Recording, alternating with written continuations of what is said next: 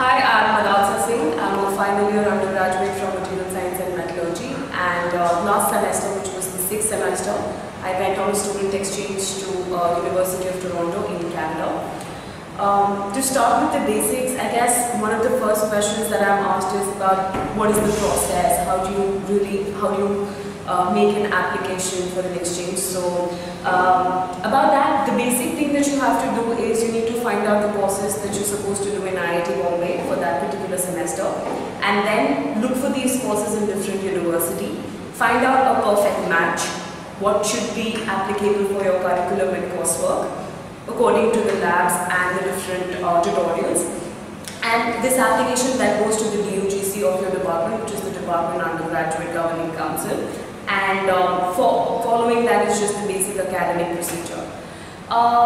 Two things of caution here. One of the main things is that you need to make sure that you start fairly early. For example, for my winter semester, I started preferably around in the summers of 2013 for the winter of 2014 semester. And the second thing is that you need to make sure that if you're trying to shuffle any courses, for example, I'm going to do I already did 2 of my courses from my 8th semester in my 6th semester, and I pushed one of the 6th semester courses to the 8th semester. So have these basic things in writing and get it approved by the DUGC. Don't leave it to chance after you come back. It may or may not get approved from the DUGC and from the people in charge.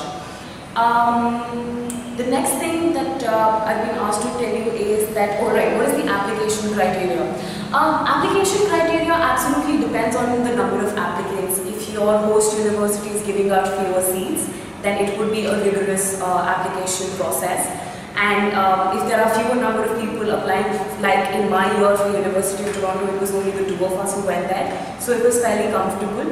But other than that, the application criteria would be based on your resume, which will consist, of course, of your CPI, what has been your performance in all of the courses, and I guess a small statement of purpose, why exactly do you want to do an exchange semester, why that particular university, why did you choose the particular university as such. So that is the basic thing. About the funding criterion, there are a lot of universities and a lot of MOUs that give you the funding opportunity. For example, ETH Zurich or Erasmus Mundus. Or for University of Toronto, we had the Ontario Maharashtra agreement, which gave you a bit of money every month to look after your expenses. So that is one funding opportunity that you have. Secondly, under the MOUs for exchange, you do not have to pay for your semester fee. So the only cost that you have to bear is your, of course, boarding, accommodation and travel. So if you're comfortable with bearing that cost, which would be around, I guess, for a semester, that would approximately come down to 2 lakhs for a frugal living. So that should be a ballpark figure, the amount of money that you will have to spend if there is no funding opportunity. Other than that, about the academic and research experience in the university, it's vastly different. The way they conduct their courses, there's more weightage on project work. There are smaller groups and smaller discussions that form the vital part of their coursework. Most of the teaching is done through, of course, slides and board, but the assignments are much more rigorous and they have a longer duration, and most of them are much more engaging rather than just questions that are being put up somewhere. So there's no way that you can look up the answer somewhere in some random textbook and just copy it down. There has to be some sort of effort that you put in because the questions are fairly new. The research faculty and the researchers, the PhD students, the professors are pretty good. Most of them are from good colleges in Toronto, in Canada and US. I would say that make sure you do not go in climate that you're not very comfortable in. One of the biggest problems that I faced in my stay in Canada was that the temperatures, the weather was just terrible.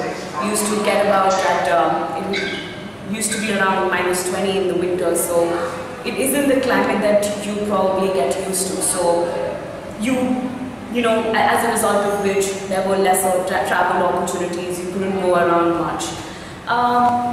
The flip side to that was that because most of the times that I spent were indoors with my classmates, and after that back home when I was living in the dorm, with other people. There was much that we could do. Like there was a lot more learning that was interpersonal with people of different, people from different countries, people from absolutely different professions and absolutely different streams. So I guess that experience for me, it was a much better learning opportunity than traveling around. So I guess that was the trade-off, but at the end of the day, it worked out pretty well. Specifically in Canada, one of the best things about Canada is that it has a huge South Asian diaspora. So there would be a lot of people from India, Bangladesh, Pakistan, Sri Lanka. So you wouldn't ever have a problem of finding Indians or your kind. But most of my interaction was mostly restricted to the people in the university or to the people who have been working there for far too long. So in any case, things like food, or in 5 months if you really want to watch a Hindi movie somewhere, these kind of things were never really problematic in Canada. So all in all, it was a fairly good experience, both academically and extracurricular. Okay, any message you want to give to students, like why should they go for semester exchange in Korea? Because I think you would never be able to study this cheap abroad because the fees is just humongous.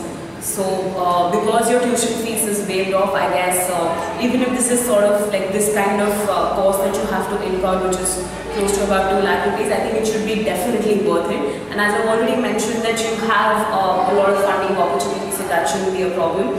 And secondly, I guess the biggest reason why I wanted to go was that until my fifth semester, I was fairly given up on academics. I did not find the coursework that engaging. I did not enjoy the studies, especially in my department, as to say. So I guess that was one major motivator to let's just see what other people are doing in the same field. And I came back with the answers I came back with the answers whether I really want to do this or whether I don't want to do this. And in general, like it's a 5 month of independency, it's a 5 month of great experience which you have to make. 3 years of college definitely bring that independency in you, definitely makes you a much more mature person. But I guess going to an absolutely alien place where you don't have that sort of normal support structure of your regular friends or your parents or just a flight or a train away, it just makes you I don't know, it's absolutely a different experience which you shouldn't miss at all. Alright?